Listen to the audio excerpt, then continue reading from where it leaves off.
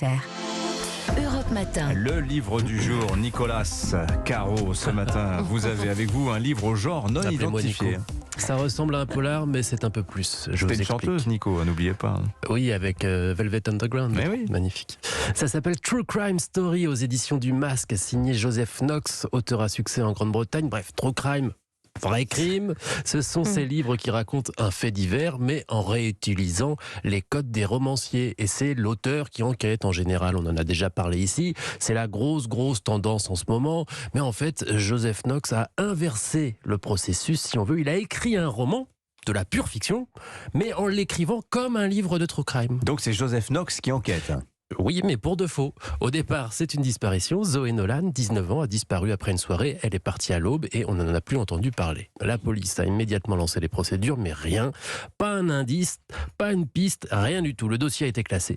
7 ans plus tard, Evelyn Mitchell, une romancière qui peine à vendre ses livres, s'empare du sujet, commence à enquêter et à écrire. Or, c'est une amie de Joseph Knox. Elle est persuadée d'avoir un grand livre en perspective, alors elle lui envoie des mails avec ce qu'elle écrit. Au début, Joseph s'en fiche un peu, il se dit que ça n'ira pas loin comme ses derniers livres, mais un jour, Evelyn disparaît. Mince. Et Joseph décide de s'emparer de son travail et de reprendre le fil. Et dans ce livre, on a tout. Les mails d'Evelyn, les entretiens avec les proches, les coupures de journaux et même les notes de l'éditeur. Il y a tout le dossier pour retrouver Zoé Nolan. Ah, c'est original ça. Est-ce qu'on va retrouver Zoé? Ça, vous lirez pour savoir. Pour savoir aussi ce qui est arrivé à Evelyn. toujours savoir la fin, c'est dingue. Mais avant, vous pourrez découvrir donc les témoignages des proches qui s'enchaînent très rapidement. C'est pas un chapitre à Jean-Claude et ensuite un chapitre à Brigitte. C'est 3 lignes pour Sarah, 4 lignes pour Kim, etc. Ça s'enchaîne très vite parce que ça a été découpé comme ça. Et donc ça se dessine tout doucement. Il y a plein de rebondissements. Les styles varient, la mise en page aussi. C'est de la fiction, mais ça ressemble diablement à la réalité. Et on pense bien sûr aux affaires de disparition célèbres. C'est addictif.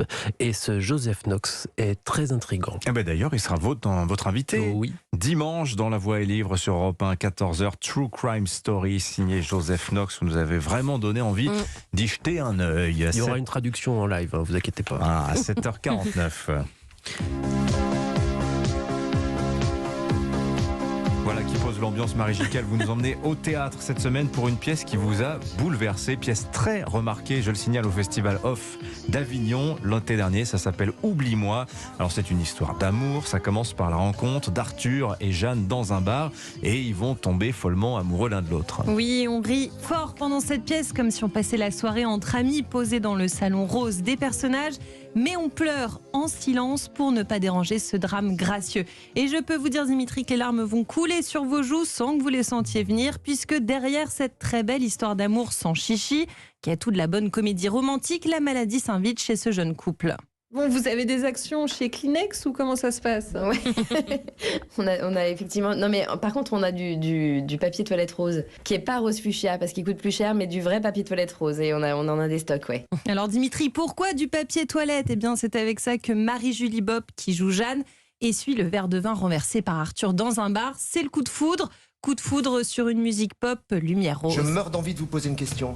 Allez! Ma question c'est comment ça va? Si tu m'avais dragué normalement sans m'agresser à coups de verre de vin, Je n'aurais eu aucun intérêt à tes yeux. tu n'aurais eu aucun intérêt à mes yeux. Sérieusement? Alors c'est le dialogue qu'on imagine murmurer, là faut les crier parce que quand même le public n'est pas juste à côté. Bon, ils vont filer l'amour parfait, ces deux-là, quand un intrus va s'immiscer entre eux et un certain Alzheimer. Oui, l'état de santé d'Arthur se dégrade et sa courageuse compagne assiste à cela impuissante. C'est là qu'on commence à entendre le public renifler. La pièce écrite par l'anglais Matthew Seeger et donc adaptée par Thierry Lopez et Marie-Julie Bopp met aussi en lumière le rôle de l'aidant.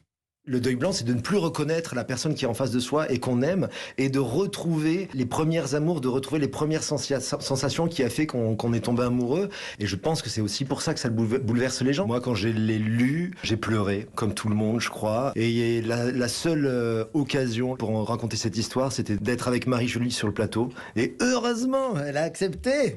Je me suis dit, on pleure, c'est magnifique. J'avais plus du tout envie de faire de théâtre à ce moment-là. Et quand j'ai lu la pièce, je me suis dit, c'est impossible de pas le faire. Et j'ai eu très envie de la réécrire et de rajouter du rire dedans. Voilà le rôle d'aidant tenu magistralement par Marie-Julie Bopp. Allez voir ce petit bijou au texte puissant avec ces deux comédiens formidables.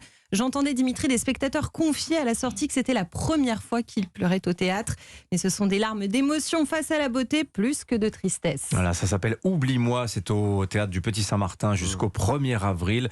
Bon, apparemment la pièce pourrait être prolongée vu l'immense succès On l'espère. qu'elle rencontre. Merci beaucoup Marie Gicquel, merci à tous les trois. On vous dit à demain pour certains et autrement bon week-end.